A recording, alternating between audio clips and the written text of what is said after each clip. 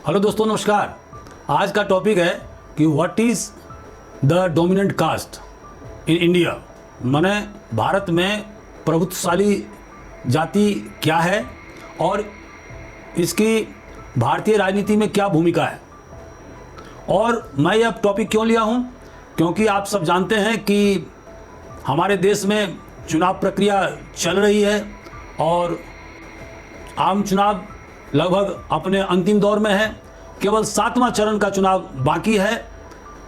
तो इसमें हमारे देश के प्रमुख और प्रभावशाली जातियों की बहुत ज़बरदस्त भूमिका होती है और इसीलिए मैंने आज इस टॉपिक को लिया है। मुझे उम्मीद है कि आपको बहुत अच्छा लगेगा। मैंने इसे अंग्रेजी में भी डिस्क्रिप्टिव नोट्स में पूरा लिखा है, आप उसको पढ़िए और अपने कमेंट से हमें ज़रूर सूचित करिए। मेरे चैनल AJIS एकेडमी इंदौर को सब्सक्राइब करिए, लाइक करिए और अधिक से अधिक दोस्तों तक उसको भेजिए। तो दोस्तों आइए चलते हैं, मैं अब इस विषय पर व्याख्या प्रस्तुत कर रहा हूँ। दोस्तों, महान सोशियोलॉजिस्ट MN श्रीनिवास ने इस कंसेप्ट को डेवलप किया था कि आखिर हिंदुस्तान में प्रभुत्वशाली जाति कौन सी हैं और इनकी प्रमुख विशेषताएं क्या क्या हैं। दोस्तों, MN श्रीनिवास ने जो डोमिनेंट कास्ट की जो व्याख्या की है वो ये है कि अगर किसी इलाके में कोई जाति संख्या बल में बहुत ज़्यादा है, माने उसका न्यूमेरिकल स्ट्रेंथ बहुत ज़्यादा है, आर्थिक और राजनीतिक रूप से वो बहुत प्रभावशाली है और उस जाति का राइचुअल स्टेटस ऊंचा होना चाहिए। मतलब उनका कहना था कि अगर अनटचेबल है या वर्ण व्यवस्था में जिस जाति का अगर लोअर स्टेटस है तो वो डोमिनेंट कास्ट नहीं हो सकता है। दोस्तों, हमारे देश में विभिन्न राज्यों में बहुत सारे डोमिनेंट कास्ट हैं और प्रत्येक राज्य में 2 या 3 प्रभुत्वशाली जातियां हैं। जैसे आंध्र प्रदेश में कम्मा, रेड्डी और कापू, ये 3 प्रमुख जातियां डोमिनेंट कास्ट हैं। इसी तरह से कर्नाटक में वोकालिगा और लिंगायत, ये 2 प्रमुख जाति डोमिनेंट कास्ट हैं। केरल में नायर और इजवा, उसी तरह से तमिलनाडु में मुदलियार। उत्तर भारत में अगर आप बिहार को देखें तो यहाँ पर यादव, भूमिहार, राजपूत, मैथिल ब्राह्मण, कुर्मी, कोयरी और कायस्थ, ये महत्वपूर्ण जातियां प्रभुत्वशाली जातियां हैं और इनका प्रभाव अपने अपने क्षेत्र में कायम है। गुजरात में बनिया और पाटीदार, इसी तरह से यूपी, खास करके पश्चिमी यूपी में जाट का बहुत ज़बरदस्त बोलबाला है और पूर्वी यूपी में यादव का, महाराष्ट्र में मराठास। और अगर आप देखेंगे जब से 1960 में महाराष्ट्र बना है तब से अधिकांश मुख्यमंत्री मराठाई हुए हैं। राजस्थान में जाट और राजपूत, पंजाब में खत्री और जाट एवं हरिजन। आपको मालूम हो कि हरिजन लगभग 31% उनका आबादी है पंजाब में और वह एक महत्वपूर्ण जातियों का समूह है। दोस्तों, डोमिनेंट कास्ट की क्या क्या प्रमुख विशेषताएं हैं। पहला, डोमिनेंट कास्ट अर्थात प्रभुत्वशाली जाति कब निर्णायक होता है, डिसाइसिव, जब वो न्यूमेरिकली पावरफुल हो। दूसरा, इकोनॉमिकली और पॉलिटिकली साधन संपन्न हो, उनके अधिकांश सदस्य गवर्नमेंट जॉब में चले गए हों, उनके बीच में शिक्षा का बहुत जबरदस्त प्रचार प्रसार हो गया हो, उनके सदस्य शहरों में जाकर के काफ़ी पैसे कमाने लगे हों। तो ये सब अगर इन फैक्टर्स किसी जाति में काम कर रहा है तो वो जाति डिसाइसिवली, मतलब निश्चित रूप से डोमिनेंट कास्ट है। जैसे यूपी का यादव या बिहार का यादव या कुर्मी या राजस्थान का मीना जनजाति। दोस्तों, अगर कोई जाति डोमिनेंट है, मतलब प्रभुत्वशाली है और अगर वो एक क्षेत्र में ज़्यादा पावरफुल है, मान लीजिए वो न्यूमेरिकली बहुत स्ट्रांग है किसी एरिया में, तो धीरे धीरे वो अन्य क्षेत्रों में भी प्रभावशाली हो जाता है। उदाहरण स्वरूप अगर कोई जाति गरीब है और संख्या बल में वो बहुत ज़्यादा है, तो धीरे धीरे क्या होगा कि जब उनके सदस्य विधानसभा में, लोकसभा में, पंचायत में चुने जाएंगे, और आजकल वयस्क मताधिकार का ज़माना आ गया है जहाँ पर बहुमत से हर एक चीज़ का निर्धारण होता है, पद मिलते हैं, सरकार बनती है, तो धीरे धीरे जो बहुसंख्यक जो जाति है, हालांकि वो आर्थिक रूप से ताकतवर नहीं है, लेकिन धीरे धीरे जब उन्हें राजनीतिक सत्ता प्राप्त हो जाती है तो वह आर्थिक रूप से भी संपन्न हो जाते हैं। उदाहरण स्वरूप जब जमींदारी कानून हिंदुस्तान में लागू किया गया 1951 में, तो बहुत सारे जो जमीन वह बिहार और यूपी में मिडिल कास्ट मतलब यादव को, जाट को मिले, और बहुत सारी जमीन ऊंची जातियों ने बेचा क्योंकि वो शहर में रहने लगे, क्योंकि उनमें पहले ही से शिक्षा का ज़्यादा प्रसार था, शहर में नौकरी करने लगे।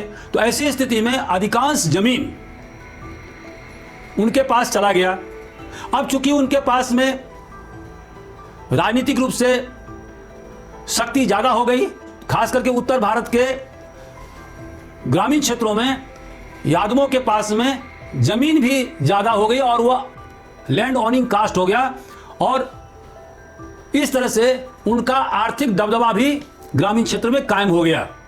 दोस्तों, जहां तक डोमिनेंस का सवाल है या प्रभुत्व का सवाल है, वो लोकल क्षेत्र तक सीमित नहीं रहता है। मान लीजिए किसी एरिया में किसी जाति के कुछ ही सदस्य रहते हैं जो आर्थिक रूप से तो समुन्नत हैं, लेकिन उस एरिया में, उस विलेज या ग्रामीण क्षेत्र में अन्य जातियों का संख्या बल के कारण से बोलबाला है, राजनीतिक रूप से भी वो सक्षम हैं और सभी पदों पर उनका कब्जा है। लेकिन अगर उस जाति का जिसका की संख्या वहां बहुत कम है, लेकिन आसपास के इलाके में उसका प्रभुत्व है, उसका डोमिनेंस है, तो अगर किसी गांव में किसी एक जाति का बोलबाला है तो वो जाति जो डोमिनेंट कास्ट है वो क्या करेगा कि जो संख्या बल में बहुत कम जिसकी जो जाति है उससे वो समझौता करेगा, क्योंकि उसे मालूम है कि इनका नेटवर्क बहुत तगड़ा है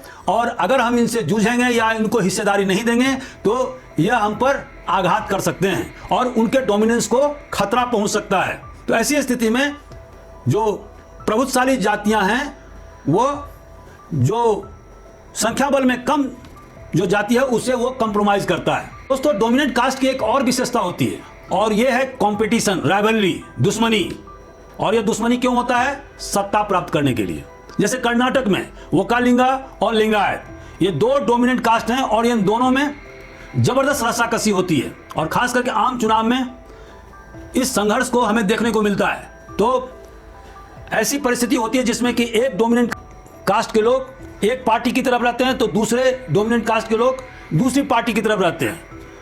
फॉर एग्जाम्पल, कर्नाटक में अधिकांश वोकालिंगा के लोग कांग्रेस पार्टी से अलाइन हैं और खास करके मैसूर क्षेत्र में वोकालिंगा समुदाय के लोगों की बहुत ज़्यादा ताकतवर स्थिति है। वो आर्थिक और राजनीतिक रूप से और संख्या बल के हिसाब से बहुत ताकतवर हैं और डोमिनेंट कास्ट हैं।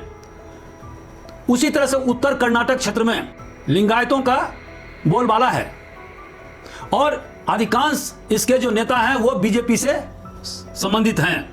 तो इस तरह से हम देखते हैं कि इन दोनों समुदायों के बीच में जबरदस्त रूप से संघर्ष होता है चुनाव में, और उसमें जिस डोमिनेंट कास्ट का दूसरे अन्य छोटे छोटे जातियों के साथ में अलायंस स्थापित होना संभव हो पाता है वो बाजी मार ले जाता है। तो यह राइवलरी या दुश्मनी या आपसी संघर्ष एक कंटिन्यूड प्रक्रिया है। यूपी में पिछले 30 साल से जाटव जाति के लोग, जिनकी संख्या लगभग 13% है यूपी में, और यादव जातियों के बीच में संघर्ष हो रहा है। और इसी संघर्ष के परिणाम स्वरूप पिछले 30 साल में या तो मुलायम सिंह यादव या सुश्री मायावती ये दोनों मुख्यमंत्री बने, खास करके 2017 से पहले तक। अब दोस्तों, मैं यह बताना चाहूंगा कि डोमिनेंट कास्ट के फंक्शन क्या होते हैं, क्या क्या इसके कार्य होते हैं। पहला, यह एक रेफरेंस ग्रुप के रूप में काम करता है। जो अन्य जातियां हैं, जो छोटी छोटी जातियां हैं, वो इन डोमिनेंट कास्ट की नकल करते हैं, उनके लाइफ स्टाइल को अपनाते हैं, वो किस तरह से कपड़े पहनते हैं, उनका उठना बैठना कैसा है, वो किस तरह से अपने बच्चों को शिक्षा दीक्षा देते हैं, कौन से राइचुअल को अपनाते हैं, इस सारे जो कस्टम है, ट्रेडिशन है डोमिनेंट कास्ट के, उसको वो अपनाने की कोशिश करते हैं। लेकिन इसमें छोटी जातियों के लोग तभी सफल होते हैं जब वो धीरे धीरे इस चीज़ को अपनाते हैं। अगर वो द्रुत गति से अपनाएंगे तो हो सकता है कि जो डोमिनेंट कास्ट के लोग क्रुद्ध हो जाएं, विरोध करें, मारपीट करने पर उतर जाएं, और ऐसा अनेक बार देखने को मिला है। लेकिन अगर ये इमिटेशन की क्रिया कंटिन्यूअस वे में करीब 100-150 वर्षों तक चलता है तो इसमें किसी को परेशानी नहीं होती है, और धीरे धीरे ये छोटी छोटी जातियां जो हैं वो डोमिनेंट कास्ट के ट्रेडिशन, कस्टम, उनके पहनावा, उनके फूड हैबिट, वो सब को अपनाते हैं। दोस्तों, डोमिनेंट कास्ट का एक दूसरा भी काम है, और वो काम क्या है कि उनका ये काम रहता था कि जो समाज में जिस जाति को जो जो पेशा दिए गए हैं उनसे वो डेविएट नहीं करें और उसी पेशा को अपनाएं। अगर कोई जाति अपने पेशा से इतर दूसरा पेशा अपनाता है तो डोमिनेंट कास्ट के लोग उसको सजा देते थे या जाति से बहिष्कृत करने की भी कार्रवाई कर सकते थे। कभी कभी दूसरी जातियों के लोग डोमिनेंट कास्ट के जो सिंबल हैं उसको अपना लेते हैं, तो ऐसी स्थिति में डोमिनेंट कास्ट के लोग उनको रोकते हैं और ये कहते हैं कि ये तुम्हारा काम नहीं है। जैसे 1921 के बाद में बिहार और यूपी के बहुत सारे यादव ने जनेऊ धारण करना शुरू कर दिया और उन्हें बताया कि हम लोग भी क्षत्रिय हैं, और इस पर राजपूत जाति के लोग, भूमिहार जाति के लोग, ब्राह्मण, ये सब क्रुद्ध हो गए उनसे और मारपीट करने पर उतारू हो गए। बहुत जगह वायलेंस की घटना भी हुई, मामला कोर्ट तक भी पहुंच गया। दोस्तों, डोमिनेंट कास्ट ने जब से हमारा देश आज़ाद हुआ है अधिकांश गवर्नमेंट जॉब को उन्होंने कब्जा कर लिया है। जो आर्थिक संसाधन को या राजनीतिक जो रिप्रेजेंटेशन है उसको उन्होंने कब्जा कर लिया है, और इस कारण से जो दूसरे जो छोटी छोटी जातियां हैं उनको बेहद नुकसान हुआ है, और इस तरह से समाज में एक डिवीजन उत्पन्न हो गया और इसके दुष्परिणाम भी हुए। इसके काउंटर रिएक्शन में छोटी छोटी जातियों ने मिल करके जो कम महत्व के जो डोमिनेंट कास्ट थे उनके साथ समझौता करके जो असली जो प्रभुशाली डोमिनेंट कास्ट था उनको चैलेंज दिया। फॉर एग्जाम्पल, बिहार में 2005 से लेकर के अभी 2024 तक नीतीश कुमार का शासन है, वो मुख्यमंत्री हैं। और ये क्यों है? क्योंकि जो उनका जो डोमिनेंट कास्ट है कुर्मी, हालांकि संख्या बल में वो ज्यादा नहीं है और कुछ इलाकों तक ही सीमित है, पटना और उसके आसपास के इलाकों में, और उनकी संख्या भी बिहार के मात्र 3% जनसंख्या से ज्यादा नहीं है। लेकिन बिहार के जो अन्य जाति हैं, छोटे छोटे से लोहार, जैसे स्वर्णकार, जैसे पसमंदा मुसलमान, जैसे पासवान या मुसहर या धानुक, ये जो जातियां हैं, इन जातियों ने मिलकर के, जिसमें कि करीब 24-25 जातियां हैं, छोटे छोटी जातियां जिनकी संख्या किसी की 1%, किसी की आधा % है, ये सब ने मिलकर के कुर्मी जाति के साथ में अलाइन करके, अर्थात नीतीश कुमार के साथ में मिल करके यादव जो वहां पर डोमिनेंट कास्ट हो गया था लालू यादव के नेतृत्व में, उसको हराने का काम किया और पिछले 20 साल से लालू यादव को सत्ता में आने नहीं दिया। दोस्तों, डोमिनेंट कास्ट का एक अन्य भी कार्य है, और वो क्या है कि जहां जहां डोमिनेंट कास्ट नॉन ब्राह्मीण हैं वहां वहां यह देखने में मिला है कि जो अनटचेबल्स हैं, जो लोअर कास्ट के लोग हैं या जो अदर बैकवर्ड क्लासेस के लोग हैं, उनके साथ में बहुत ज़्यादा भेदभाव किया जाता है। और डोमिनेंट कास्ट के लोग सोशली बहुत ज़्यादा कंजर्वेटिव होते हैं। ये कभी भी नहीं चाहते हैं कि लोअर कास्ट के लोग या हरिजन या आदिवासी ये आगे बढ़े, तरक्की करे, क्योंकि इसमें से अधिकांश जो लोग हैं वो एग्रीकल्चर लेबर हैं और उन्हें खतरा, उन्हें यह महसूस होता है पढ़ लिख करके अगर ये नौकरी पा गए या उनका पोजीशन बहुत बेहतर हो गया तो आखिर खेत में काम करेगा कौन, और इसीलिए वो तरह तरह के व्यवधान प्रस्तुत करते हैं ताकि जो लोअर कास्ट या बैकवर्ड कास्ट के लोग आगे बढ़ नहीं पाए। जब लोअर कास्ट के लोग इसका विरोध करते हैं और जब डोमिनेंट कास्ट के लोग इसको डोमिनेट करने का प्रयास करते हैं तो वहां पर संघर्ष उत्पन्न होता है और इसी को कास्ट वार कहा जाता है।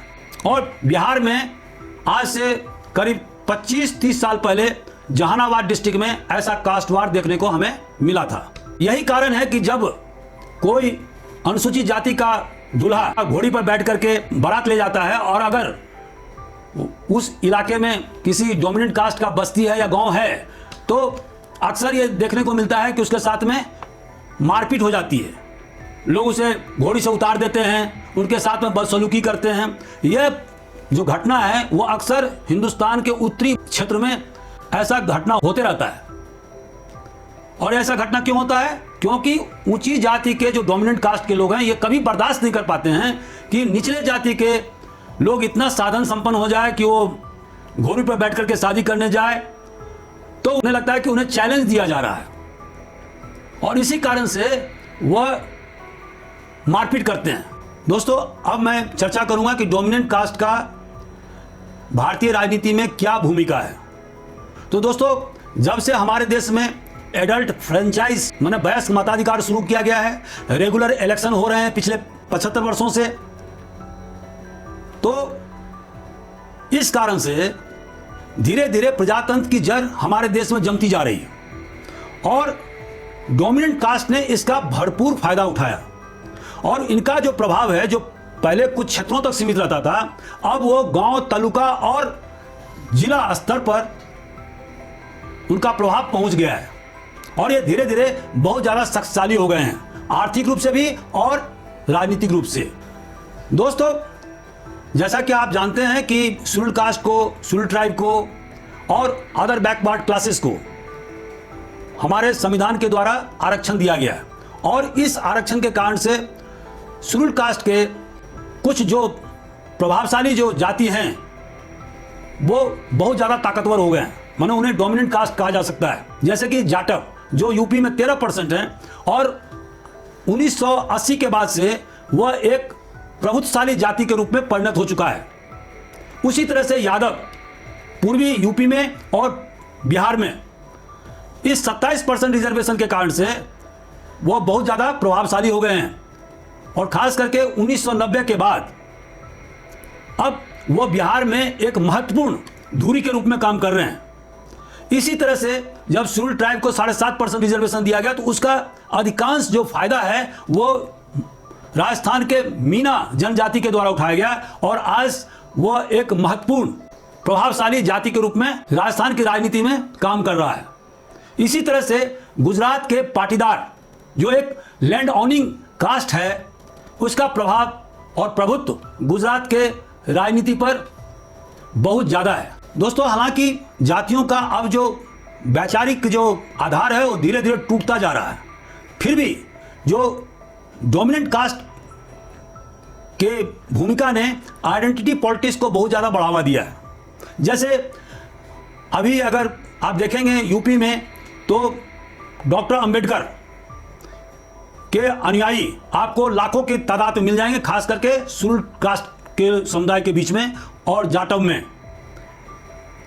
उसी तरह से झारखंड में बिरसा मुंडा या तिलका मांझी के अनुयायी आपको लाखों के तादाद में मिलेंगे और ये सभी ट्राइबल्स उनको अपना भगवान मानते हैं। पंजाब में लोअर कास्ट के द्वारा रविदास को बहुत ज़्यादा माना जाता है, उनकी जयंती मनाई जाती है और रविदास जयंती का उत्सव मना करके जो सभी लोअर कास्ट हैं वो एकजुटता पैदा करते हैं।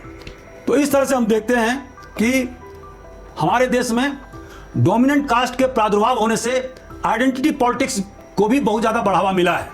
दोस्तों, एक और इसका फॉलोआउट हुआ है और वो ये है कि डोमिनेंट कास्ट के ज़्यादा शक्तिशाली होने से बिहार में आरजेडी, राष्ट्रीय जनता दल हेडेड बाय लालू यादव, ये यादवों की पार्टी है। उसी तरह से कुर्मी हेडेड बाय नीतीश कुमार, इसी तरह से तेलंगाना में केसीआर, उनकी अपनी जाति बेलम्मा। तो इस तरह से छोटी छोटी पार्टियां डोमिनेंट कास्ट के आधार पर नॉर्दर्न इंडिया में बन गई है। हरियाणा में इंडियन नेशनल लोक दल जो देवीलाल के पुत्र और परपोते के द्वारा चलाई जा रही है, वो भी एक जाट आधारित पार्टी है। दोस्तों, डोमिनेंट कास्ट के प्रादुर्भाव से